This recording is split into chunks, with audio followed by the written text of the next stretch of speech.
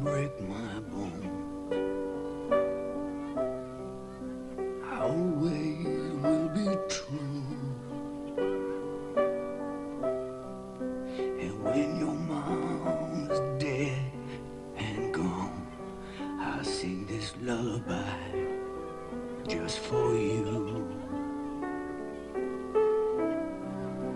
What becomes of all the little boys who never comb their hair?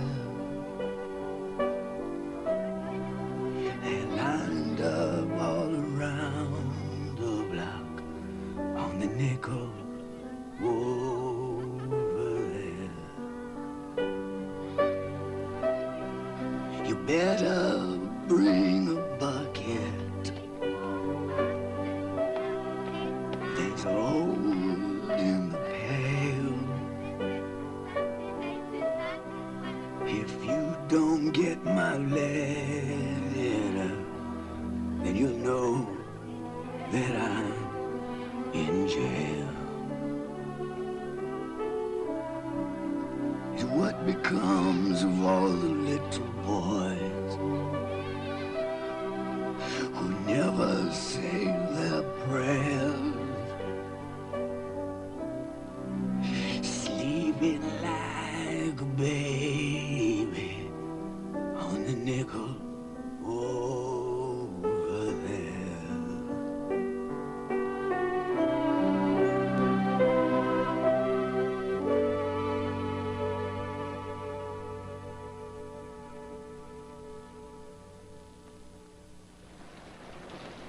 On June 28, 1979, Dr. Nathan Sack of Columbus, Ohio, a well-known surgeon, and his wife, had come to Atlanta for the annual convention of the Association of Nuclear Medicine. They were to be part of Atlanta's 131st homicide of 1979. Give me your handbag. Hurry up.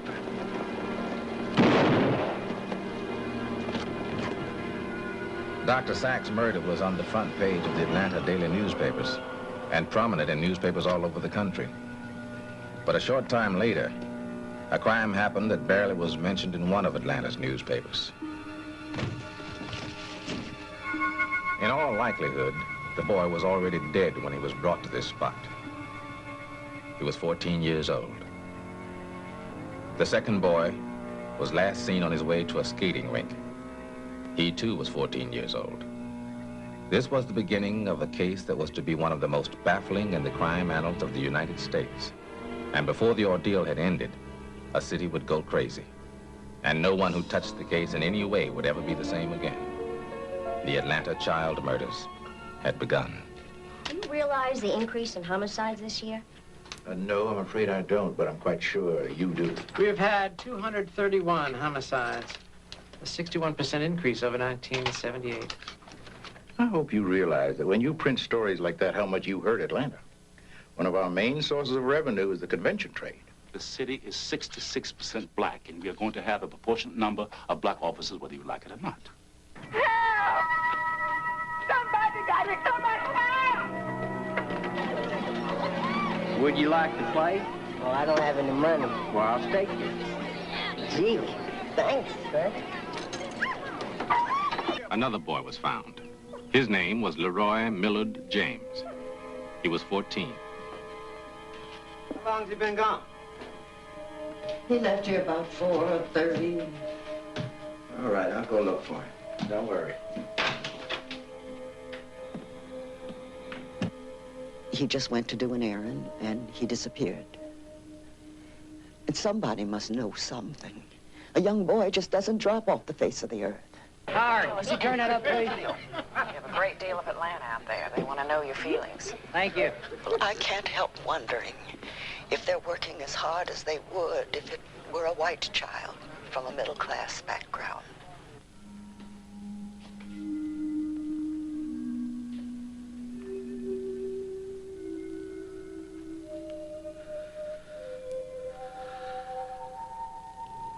Would there have been a better chance of saving him if they'd done something right away? I don't know. This is a place where black babies are hunted down and killed. animals. Ah, shake it, but don't break it, shake it, but don't break it, shake it, but don't break it.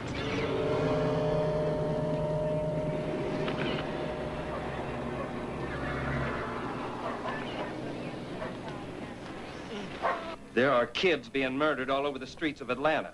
But they don't matter because the department doesn't make any points if it solves their murders, does it? One more word like that, Mike, and I'm gonna ask you for your badge. Okay.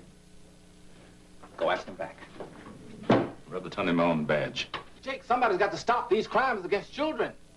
Or there's no telling where it will end. And what are you saying to the police force? I am advising them, I am pleading with them to concentrate their efforts on this geographic pattern and to put stakeouts here, here, here, and here in order to help prevent the next murder. It was the morning of LaTonya Wilson's 7th birthday. As unbelievable as it may seem, somebody actually removed the window pane closest to the lock, reached through, opened the lock, then opened the door and stepped in.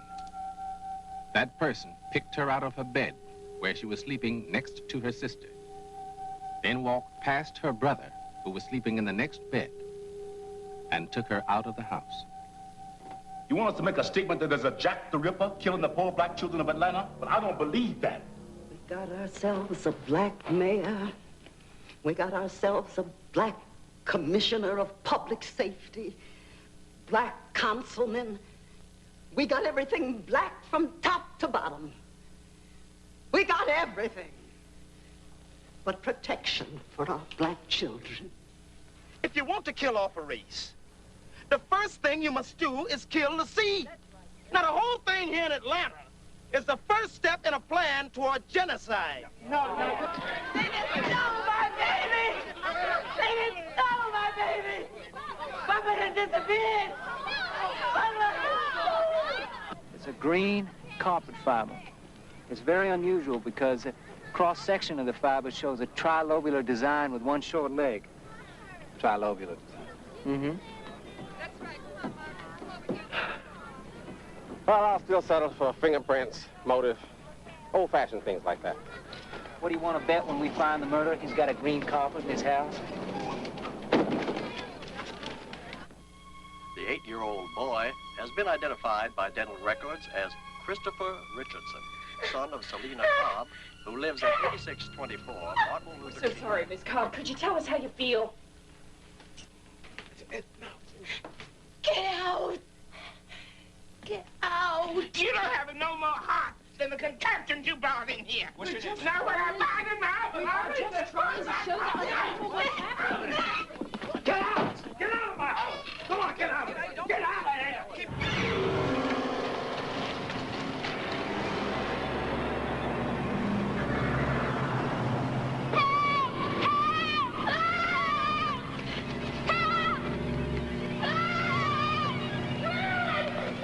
By mid-March, the pattern of deaths changed again. Bodies were being dumped into the river. The body was clad in red bathing-type shorts. Could have been drowning. But I think we have to mark this mechanism unknown. What am I charged with, man? You're a suspect in the case of the missing and murdered children, Chet. You guys are so desperate for a suspect that it's affecting your faculties. And if I wasn't a veteran of 18 years on the police force, I'd be scared as hell right now. Because I know how easily a case can be made to work if there's a need for it. Look, I'm just warning you, Chet. You just stay out of our way. Get on out the case. We had staked out bridges in DeKalb, Fulton, and Cobb counties. I heard a splash. A loud splash. Is there a car on the bridge? I can't see it from where I'm at. That splash was to change the course of the Atlanta murders and perhaps American jurisprudence forever. Let's see your identification.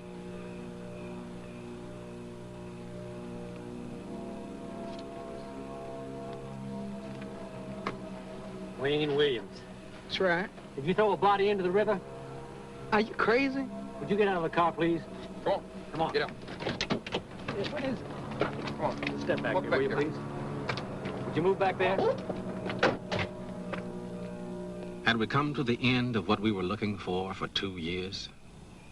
Was this the man who choked the life out of, shot, bludgeoned, and drowned 28 human beings?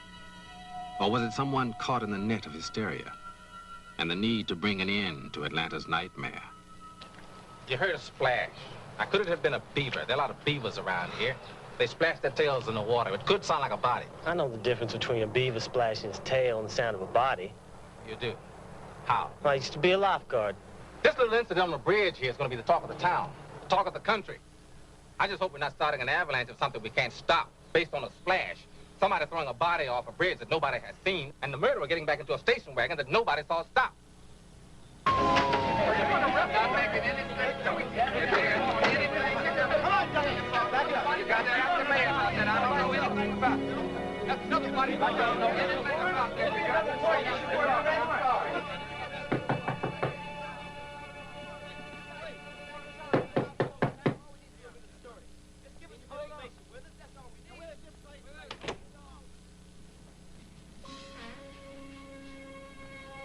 Wayne!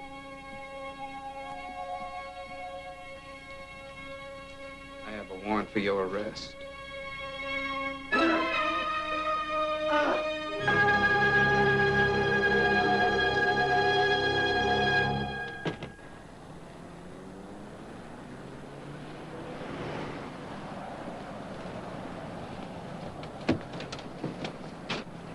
Mr. Slayton, just 8 days ago, you said you had insufficient evidence to arrest Wayne Williams. I did. What made you change your mind?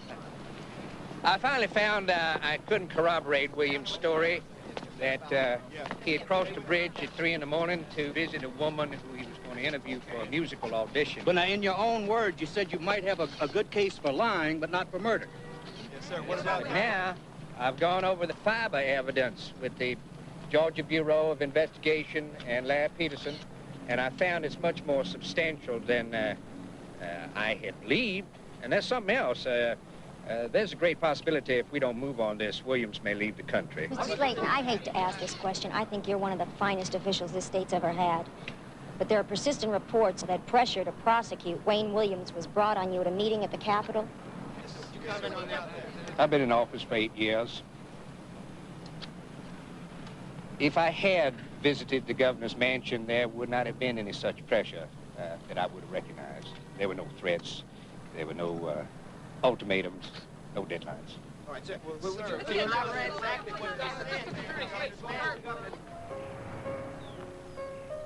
Al Binder joined the defense for Wayne Williams. He was one of the best criminal lawyers in the South. In the courtroom, he sometimes affected the talk and dress of a hick. But Al Binder is no hick. I want you to join a defense team in an advisory capacity. I understand you know more about the Atlanta murder than anybody else. Well, what are you paying? Nothing. That's an attractive offer. Well, what the hell do you think I'm getting? I can imagine. One thing that makes it almost irresistible is what the expression on the face of the Atlanta police force might be if they discover that Detlinger is part of the Wayne Williams defense team. Thank you. I have a problem, though. I'm not so sure Wayne Williams is innocent. I could be a dangerous man to have around. Meanwhile, I'm investigating the case. I could come up with evidence that says he's guilty. Chance I ought to take. May I ask why you're taking the case? Well, I'm a strange specimen. Not only am I a Mississippi Jew, but I've become accepted by the good old boys as one of their own. Things are going too smoothly for me at the moment. I'm accepted, I'm making money. I miss the good old days when the Ku Klux Klan was burning my house and shooting at my car. Now, you know what Wayne Williams up against. Federal Bureau of Investigation, Georgia Bureau of Investigation, Atlanta Police Force, newspapers. And who has he got to protect him? Me. If that isn't enough to make the old adrenaline go and feel alive again, nothing is. They were indicting him for Jimmy Ray Payne, too? That's what it says. But you and I were at the autopsy. We were there when the medical examiner said death was caused by an undetermined mechanism. The medical examiners changed their mind. It's been known to happen before. Jake, wait a minute. I have gone over this child's background almost from the day he was born. I've talked to the kids in his class. I've talked to his friends. I have checked his record. There's no evidence of violence there. What does somebody do? Wake up one morning with no previous record and go out and kill all these people? Dan, you know Slayton. He's one of the few men of the previous administration we can trust. you think he would have allowed this boy to be arrested if he knew he could be innocent? Do you think there's a conspiracy? No, I don't. But this town needs to put these murders behind it if it wants to survive. So it desperately wants to believe that Wayne is guilty. I mean, even some very nice people are saying that maybe he's not guilty, but we ought to convict him anyway. Ben, it's not our business to decide whether or not he's guilty. It's Slayton's, and it's that jury's, and it's the state court, and the Supreme Court.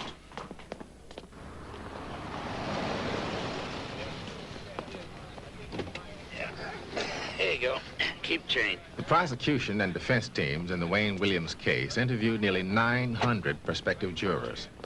On January 5th, 1982, they finally agreed on the 12 people that would be acceptable. In the jury were 9 women and 3 men, 8 black and 4 white. The jury foreman was Sandra W. Laney, cable market planner for Western Electric. Diane E. Brennan, clerk for Kelly Services. Edward Durham, policeman from the Detroit area. Vicki Lambert, accounting clerk from Georgia Power.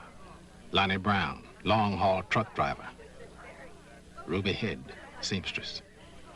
Dorothy Rucker, a worker at Grady Hospital. Walter Brown, Jr., research technician for State Transportation Department. Clarice Jones, manager for Southern Bell. Jolene Willingham, State Public Health Auditor. Julia M. Wing, a retired bank clerk. Gail Thomas Jones, manager for Southern Bell. Will everyone please rise? Court is now in session. The Honorable Clarence Cooper, judge, presiding. Sitting on the bench was 40-year-old Judge Clarence Cooper. Please be seated.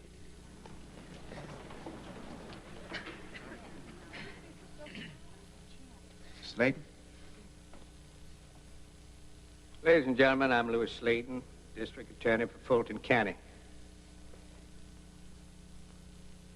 This case is going to be to you like a jigsaw puzzle with a whole lot of pieces fitted in.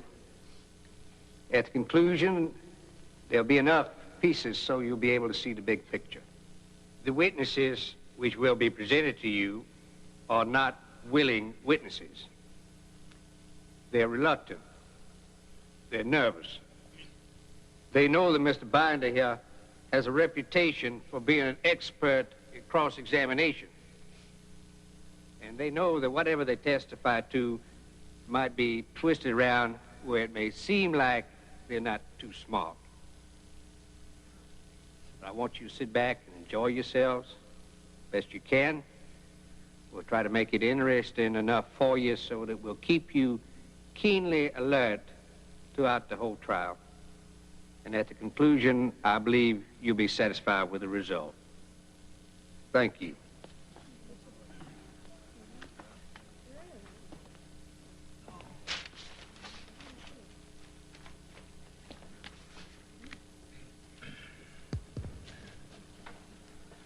May it please the court.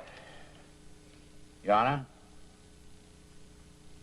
Ladies and gentlemen of the jury, I was born in Mississippi, and I've been in this town only 9 days. And all the folks I met have been very kind and courteous to me. I was in awe last night about this trial. Before I went to sleep, I asked God's blessing on this court, guided its orders, on y'all, on myself, to see that justice is done. I want to introduce you to the defendant. Wayne, I want you to stand up and look at the jury. This is Wayne Williams, defendant. Sit down, son. Now, Wayne was born late in life to Fay and Homer, who were school teachers in this community for years. They own a modest home, and they lavished all their love, money, and attention on their young son, their only child they had. At approximately 3 a.m. on May 26, 1981, a recruit named Mr. Campbell heard a splash.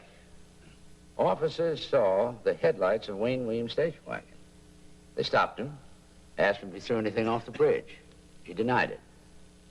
Now, the authorities did not detain Wayne. They searched his car and let him go. 2 days later, the body of an adult black male by the name of Nathaniel Cater, 28 years old, was found in the river. Nathaniel Cater was what was known as a streetwise person. He sold his blood for money. And he sold his body for money. Wayne is also accused of another murder, of a 21-year-old man, Jimmy Ray Payne. Life wasn't too kind to Mr. Payne either. Payne spent most of his juvenile and adult days in institutions. On 2 occasions, he attempted suicide. For 1 month, law enforcement personnel haunted Wayne up and down the streets of Atlanta like a dog. Now, the only thing that Wayne Williams said regarding that indictment, outside of the fact that he wasn't guilty, was that the only thing I've killed is a roach in my cell. I'm going to ask you sit in judgment of this man, that you search for the truth. We're going to ask you to apply to the accused the same treatment that you want for yourself. And I thank you, Your Honor. Listen to what they say. I'll know in my heart whether or not he's guilty. Well, it's not so easy to tell always. We may never know. Don't say that. There ain't nothing they can do to save him, even if they got that smart Jewish lawyer from Mississippi. Well, we'll be the judge and jury. He won't serve a life sentence in no jail. It'll be 6 feet under in a box, same as the kids he killed.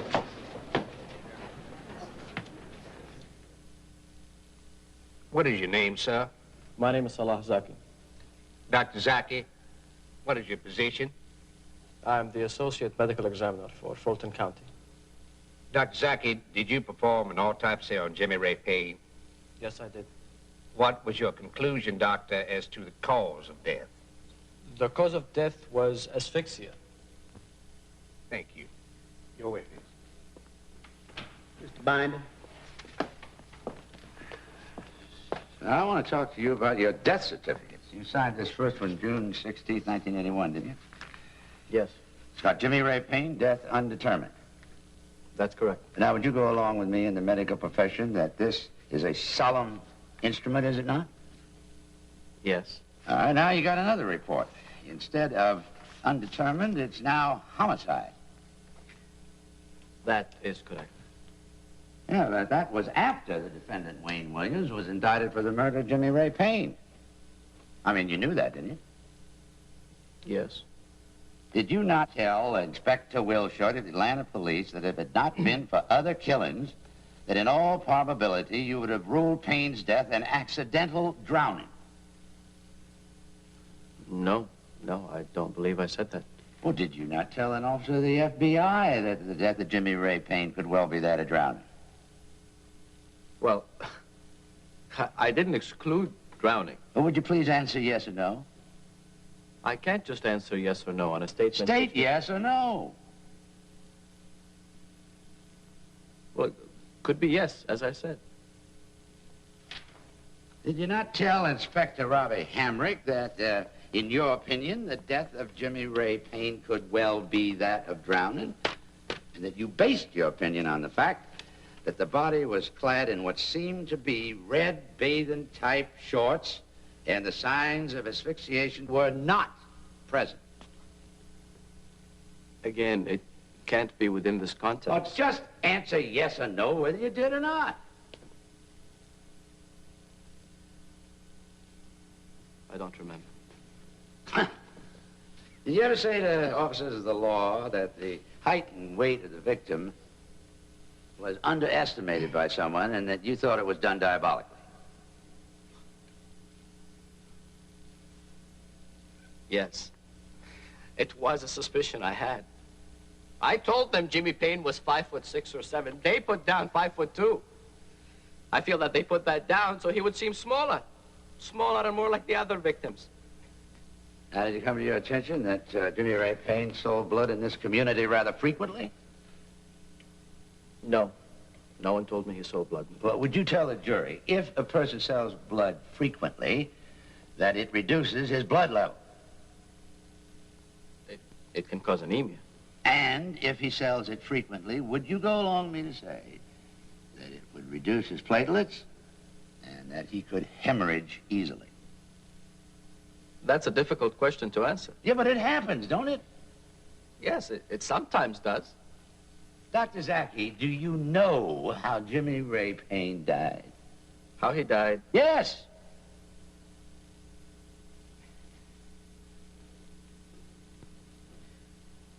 I have not been able to establish an exact mechanism for it. Thank you, Dr. Zaki.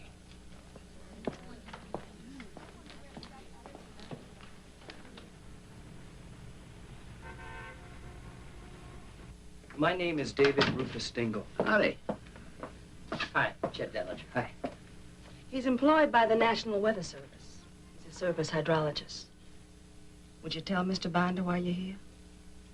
I was called on to perform research specifically in relation to Jimmy Ray Payne.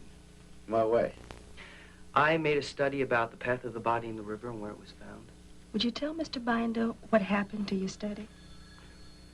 They changed it. Changed it? Jimmy Ray Payne was supposed to have been dropped off the right bank of the river and found on the left side.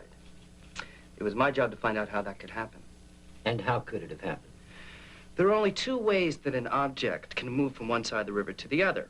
If it's carried by the currents, or if there's some other external force moving it. Go on. I looked at the wind and the water currents, and in neither case was there any evidence of any mechanism that would move an object from one side of the river to the other. What'd you find? I found that there was nothing in the wind or the currents that indicated that. That's what they wanted me to change. How do you feel about all this, Mr. Dingle? I don't feel that things are being dealt with squarely. Would you tell Mr. Binder what you asked permission to do? I wanted to construct a floating dummy of the approximate size and weight of Jimmy Ray Payne so that we could monitor how an actual human body would move in the river along the river bottom. What'd they tell you? They said they didn't need me to do the research at this time and wouldn't give me any expenses for it. Supposing, we paid your expenses to make these tests. I don't know how it will come out. There's always the possibility that my research may end up being damaging to your case. Go ahead and make your experiments, Mr. Dingle.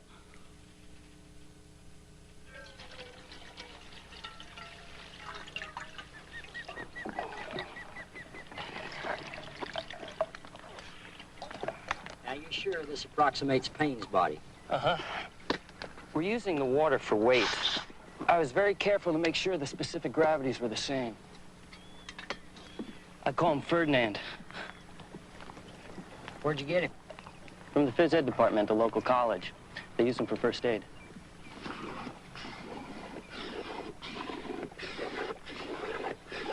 Should we lower him in now? Yeah.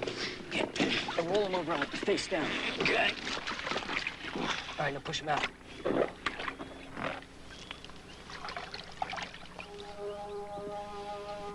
The floating dummy was released at the same point below the bridge on the right-hand side where Wayne Williams was supposed to have thrown Jimmy Ray Payne's body.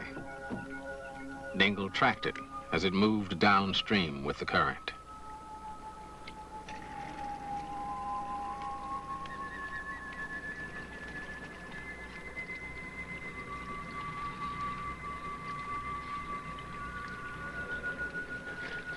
The first 5 times, the dummy only traveled a short distance before it hit a bend in the Chattahoochee on the right bank and was snagged and held by branches and debris underneath the surface.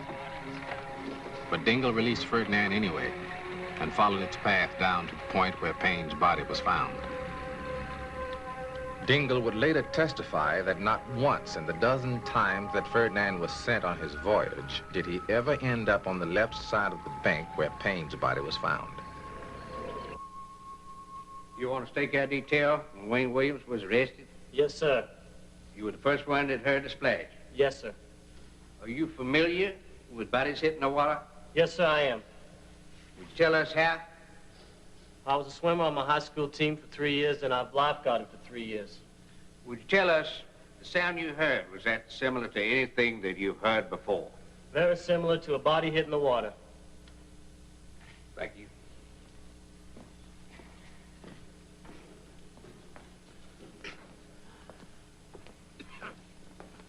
Now, would you agree with me that along about 3 o'clock in the morning, it gets pretty dark outside? Yes, sir. I remember I had a Boy Scout troop once. Did you ever Boy Scout? Yes, sir. We used to camp out a lot. Did you camp out a lot? Yes, sir. Yeah, when you wake up in the middle of the night, the slightest noise sounds loud, doesn't it? Yes, sir, when you wake up at night. Sure it does. Was it difficult for you to stay awake all the time? Frankly, I was totally uncomfortable down there with all the animals and the noises. I wasn't going to let any of them animals get to me. The first night I was there, a beaver got very close to me. Did it scare you? Oh, yes, sir, at the time. I didn't know it was a beaver. Yeah, you just don't like meeting them in the dark, do you? I didn't like meeting anything in the dark under that bridge. How many did you see? 30 to 50. Oh. Hey, the beavers always stay on the land or they jump in the water now and then? Both. Now, you were up there on the bank and you heard a splash. Would you tell the court and the jury whether or not the moon was shining? Do you remember? At the time, I don't believe it was. Well, where was your flashlight? Next to me. Did you shine it on the water after you heard the splash? Yes. See anything? No. Now, when you joined the police force, didn't they tell you there were times when policemen risked their lives for citizens? I guess so. Yeah, you were a life guy. You have to take some tests. Did you qualify for that? Yes, sir. And they teach you how to save people from drowning, don't they? Yes, sir. And there are times when a man has got to take his life and expose it to danger, isn't there? Yes, sir. Now, tell this court and this jury. Did you dive in the water and try to save the body you heard fall in the water that night?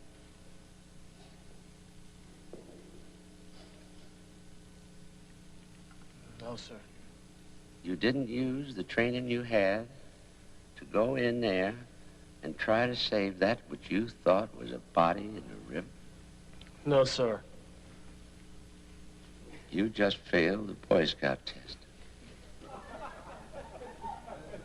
Later in the trial, the defense introduced another recruit who had been on the bridge detail. What, if anything, unusual did you ever hear Mr. Jacobs saying on the radio? The most unusual thing we heard, probably from anyone on all the bridges, was the ghost stories. Well, what did he say in that regard? He said he saw someone standing by the river's edge, and he thought that maybe they might be throwing a body into the river. And the SWAT team was called in to investigate down into the woods, and they came back on the radio and said that he had only seen a ghost. What sorts of noises do beavers make at night, if you know? Well, if light is shined on them or they're scared, they make this splashing noise with their tail on the water. What, if anything, did Mr. Campbell ever tell you concerning Mr. Jacobs' fear of the dark? Well, he said he was afraid to even go out into the woods to urinate by himself.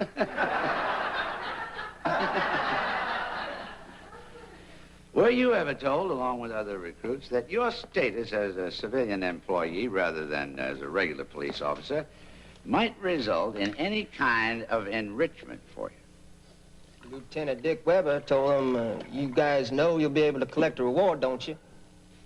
And Campbell turned around and said, that's okay, I'm going to split it with everybody. Under what circumstances was that information given to all the recruits?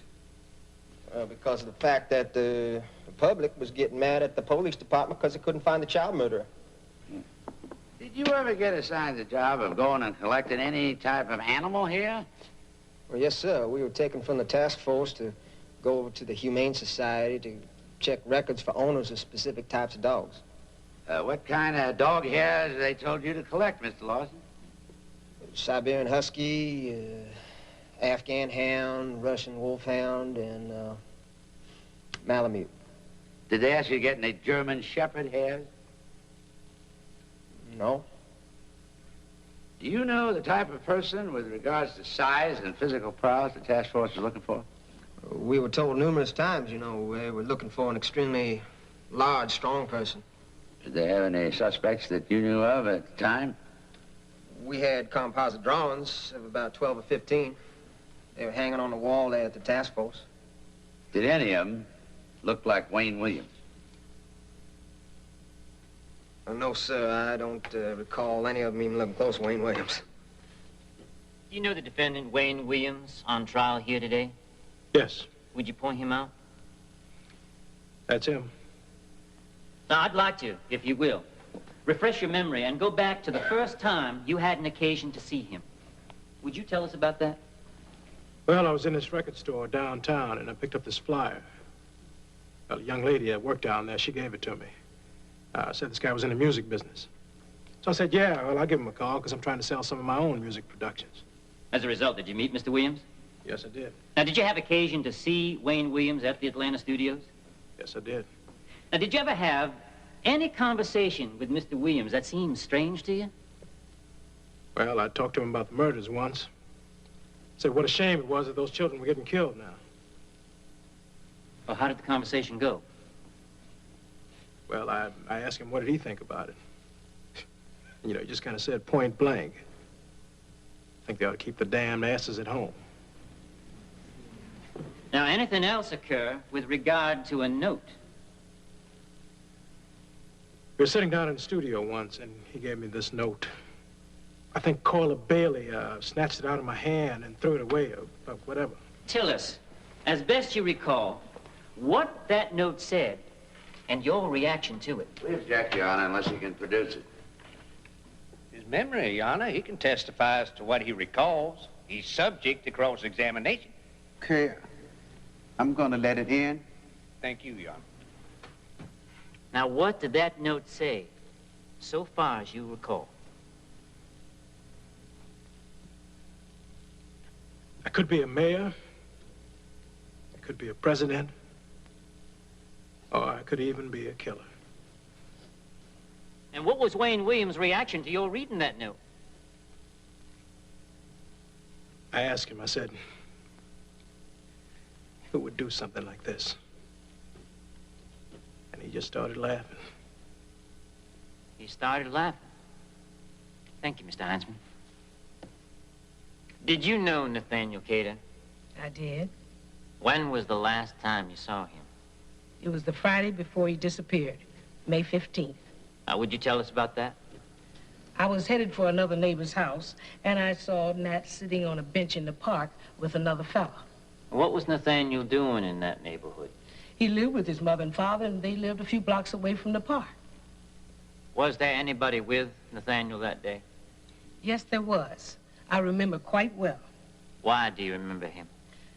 The reason I noticed him was that he was a well-dressed man, and I had never seen Nat sitting with a man that was dressed like that. Well, what did he have on? Gray trousers and a gray long-sleeve shirt. Did you notice any animals around?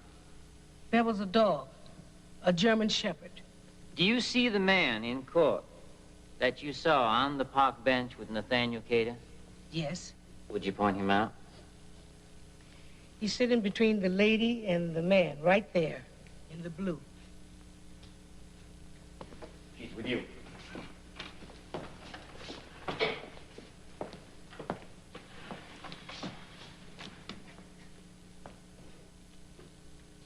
You know Wayne Williams before you saw him on TV?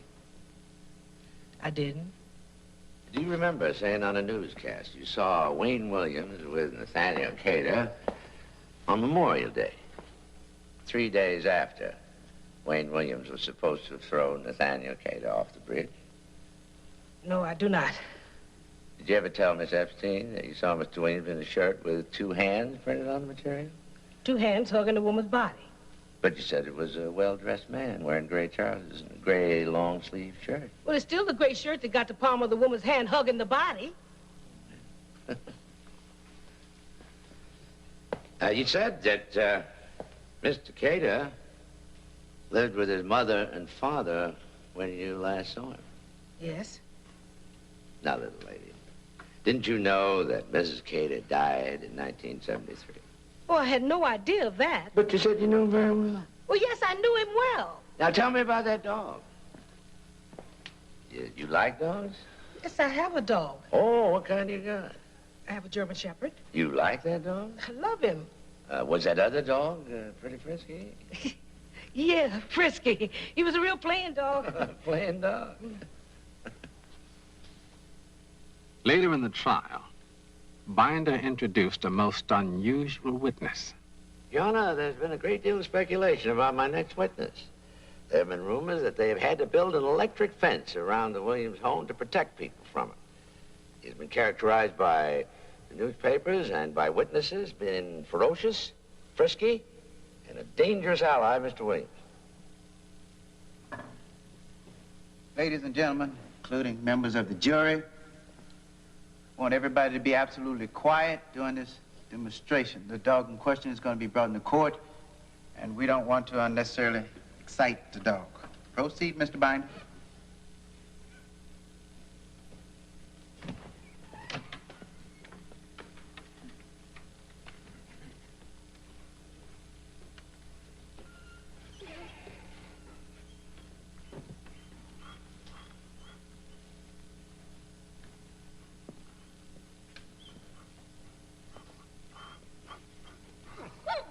Let the record reflect that the dog in question was brought into the courtroom.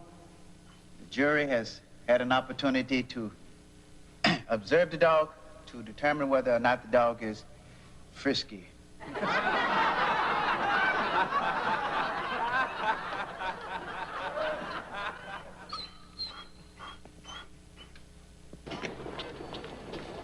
Miss Slayton, how you think the trial's going? Well, how you think it's going?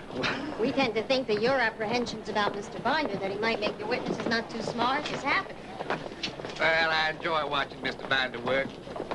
He's a brilliant attorney. But still earlier in the trial, some of the fiber evidence, for instance, I believe the jury will find overwhelming. But there's some feeling that fiber evidence without further corroboration is not sufficient to convict a man. If you excuse me, I better get back to my law books. As you can see, I have to do my homework to keep up with Mr. Binder. Whoops. Sorry. No, come on in, Chet. I'm a diabetic. My wife has to give me a shot or else all sorts of strange things happen to me. Well, I just want to tell you, I think you're doing a terrific job. Thank you. Most important thing's coming up tomorrow, though. The fibers. Yeah, I know. More travesty of justice than true justice is perpetrated by trace evidence in a courtroom. Juries like it when a district attorney parades a lot of scientific paraphernalia in front of them. It gives a mental image of white smock, stainless steel gloves, glass and porcelain. And they put great credence in scientific showmanship. Yep. He had a heart attack last year, too. I'm not an invalid, yet. Keep looking. The mothers in the courtroom and wondering what they're thinking. Do they think I'm trying to get the murder of their sons off? They keep looking at Wayne. Wonder what they're thinking about him. Now, these fibers are taken from the green carpet found in Wayne Williams' bedroom, and ones that were taken from the bodies of Jimmy Payne and Nathaniel Cater. Can you explain the shape of the green carpet fiber found in the Williams home? The appearance of this fiber shows a tri-lobal-like carpet fiber. It is uncommon because of the unusual design used by the Wellman Company. Miss Pearson, could you look over here, Exhibit 638? Now, these represent two fibers which I recovered from the shorts of Jimmy Payne. Now, the bedspread that was found in the Williams house seemed to be darker in appearance than the fibers which I recovered from the shorts of Jimmy Payne. I subjected the bedspread to a 3-day period in water obtained from the Chattahoochee River and allowed it to sit on a windowsill to see if that might change the physical appearance of the fibers. There was a bleaching effect. What are these other fibers over here, sir? 637. Now, these are 8 other fibers that were found from Wayne Williams' environment on the bodies of the victims. Thank you, Mr. Peterson. Would you take the stand again, please? Did you have occasion to make comparisons of the animal hair you recovered from Mr. Payne with the animal hair that you recovered from the Williams dog? Yes, I did. And what is your conclusion? I found that they were consistent. Based on your examination of the fibers and hairs found upon Jimmy Payne and Nathaniel Cater, and the comparison of the fibers and hairs found in the home of defendant Wayne Williams, do you have an opinion as to the significance of these comparisons? In my opinion, the combination of these fibers found on one or more of the victims make it almost impossible for them to have come from any environment other than Wayne Williams's. Thank you, Mr. Peterson. You may inquire.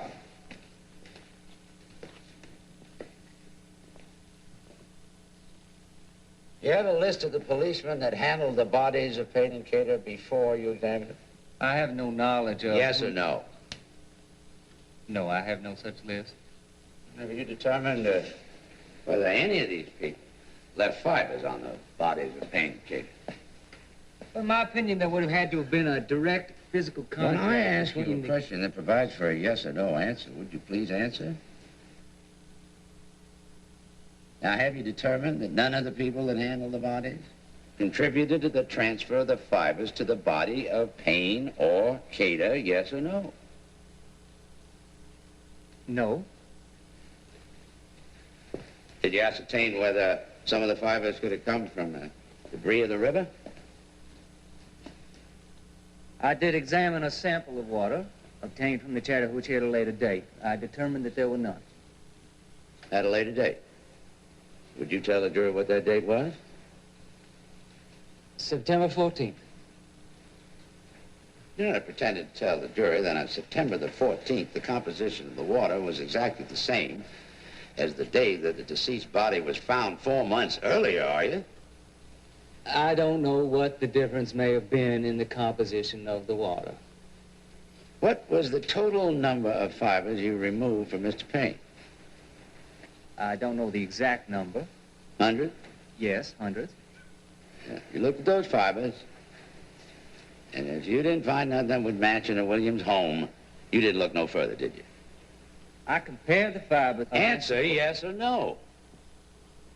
Well, I don't believe I could answer that with a yes or no answer. What I am asking you as a scientist and an expert, just tell the jury, honestly, did you or did you not go any further?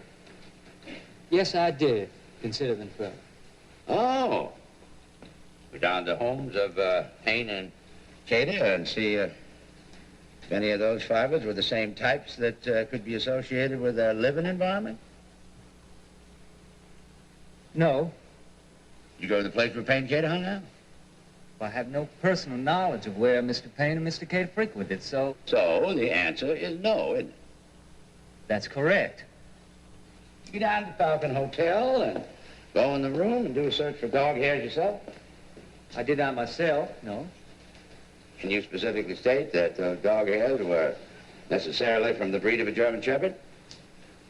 Not specifically, no.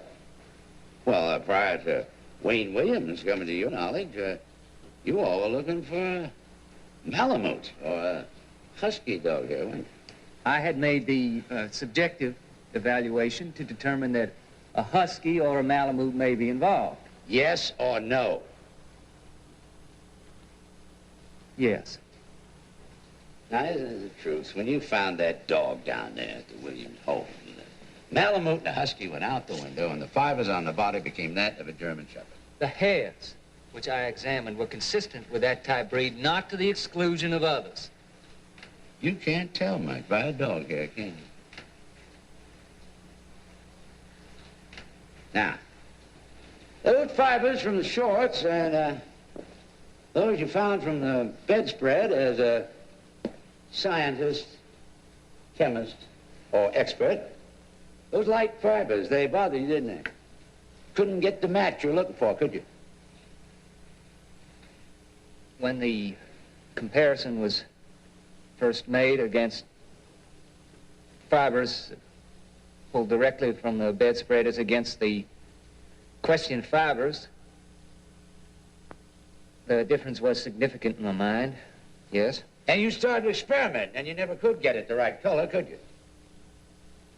Well, I managed to get them very close. But not exactly the same. The answer is no.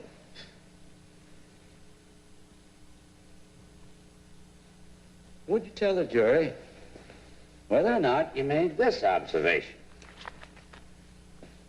That as a science, forensics, a relatively new kid on the block, and you never know what a jury is going to do, but I'm optimistic about our case. Did you make that statement? Yes, sir. Now, when you make a statement like that about this case, aren't you departing from that detached house where the scientist lives and becoming a member of the prosecution team? No, sir. I don't think so.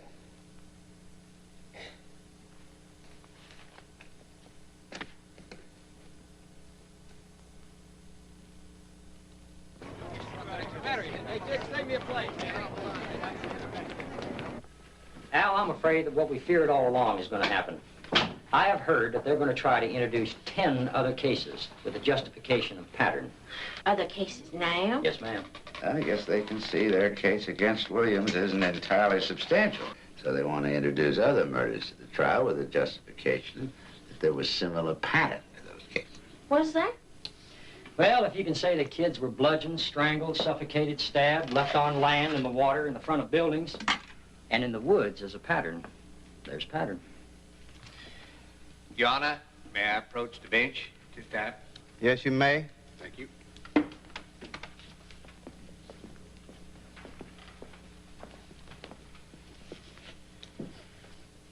The state is prepared to present at this time an evidence of the murders, which will tend to prove plan, scheme, pattern, bent of mind, and identity.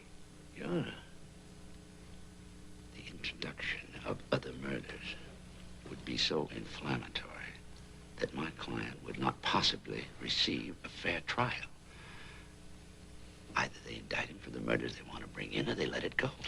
Under the authority of state versus Johnson and various others, it is the obligation and responsibility to introduce pattern.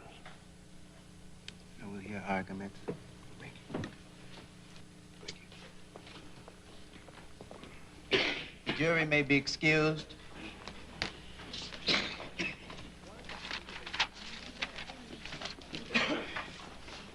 Slate.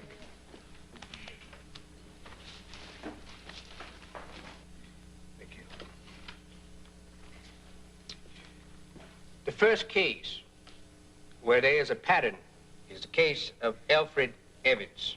We are dealing with a victim, black, male, comes from a situation of poverty, a broken home, a street hustler, vulnerable to being picked up. There's no evidence of forced abduction. There is a method of body disposal which is quite unique.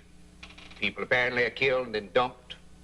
There are fibers from the bedspread of the defendant, carpet fibers, dog hairs, various other fibers.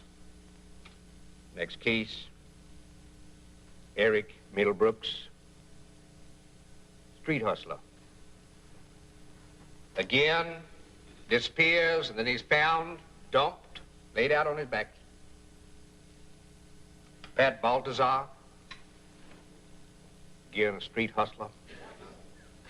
May it please the court, Your Honor. I don't think he should refer to these deceased as street hustlers. The only thing these poor children had in common was that they were poor. But if that is justification for pattern, in America, the courts would be filled with requests like this. Overruled. Proceed.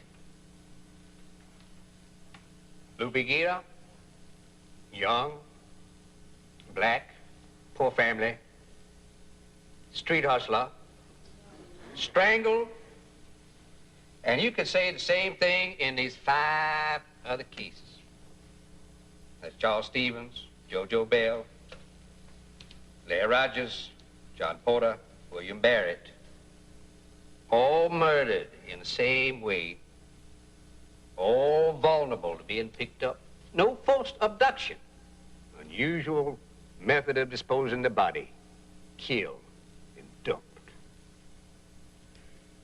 As in many cases, there are fibers in which there is a match. Thank you. Mr. Binder? Your Honor. Your Honor, there is no pattern here. Pattern would lead you to believe they all died the same way, but they didn't. Asphyxiation. Strangulation by an object. You heard the doctor. Blunt trauma to the head, stab wounds. Where is the pattern? If there is a pattern, it is in the minds of those who indicted the defendant. Nowhere else. Slayton? Connections run through these cases unmistakably. A pattern is obvious that it has caught the attention of the entire Western world. Oh, the Western world is obsessed with child murders. But the fact is, my client is charged with killing one man of 21 and another of 28. Your Honor, the public confidence depends on facts in a courtroom being developed within the rules of evidence. It is imperative that evidence be excluded, which may unduly prejudice the defendant based on uncharged crimes. Court will take this matter under submission.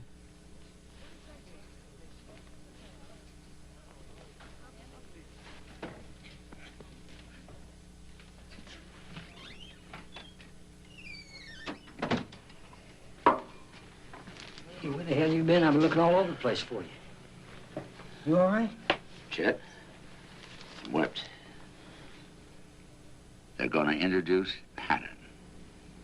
I just heard.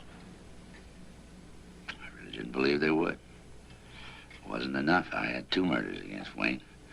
I have so many documents and witnesses to interview that I haven't had time for. Now they want me to defend them against 10 more murders. Now look, my friend, you've already had 1 heart attack 6 months ago. Let's put this out and get you upstairs. Yeah. You ready for this? Yeah. Okay, let's go. Shit, I'm tired. Say something nice to me. You want to hear something nice? Yeah. I still say it. Parents are here again. Tell them I'm busy.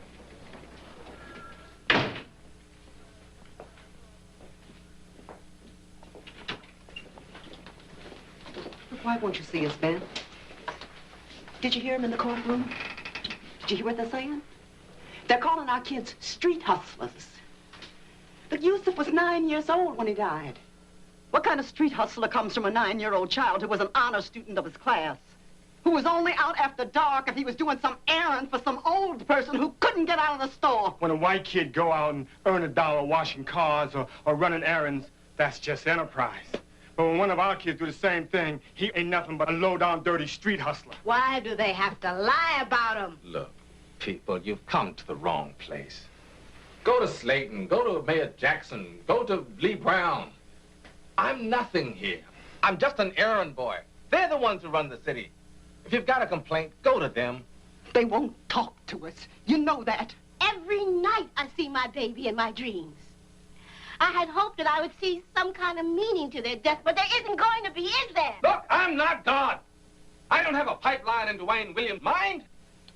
Do you care that much about that damn badge? How much do you need that money?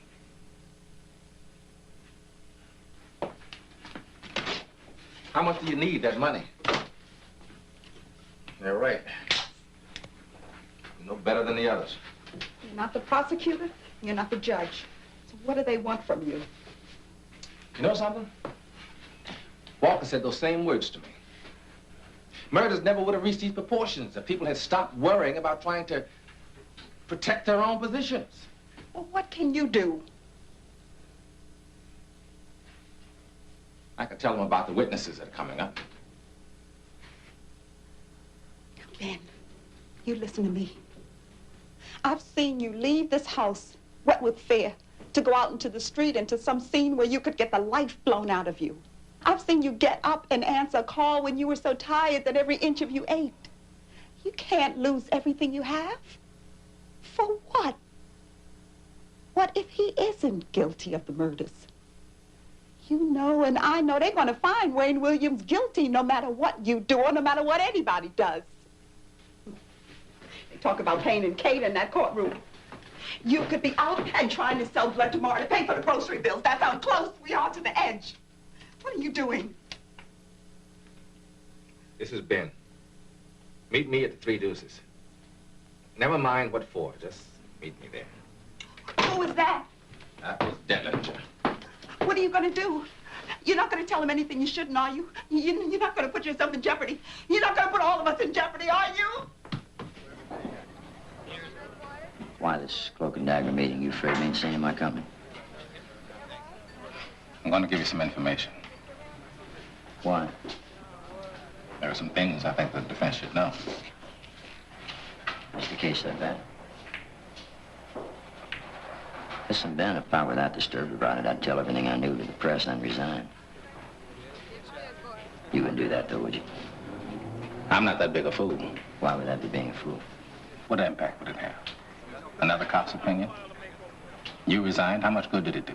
I resigned because I felt I had to. All right, now you're on the outside. This way I at least have access to information. I can use the labs. I have some influence. Outside, I'm just another loner, like you, scrounging around trying to find whatever without resources that might have been available to me. Yeah, well, I'd bring the same thing all over again, so save the lecture. Just tell me why I'm here. I want to tell you about a witness named Darrell Davis. Another one who calls himself Cool Breeze. I'm listening.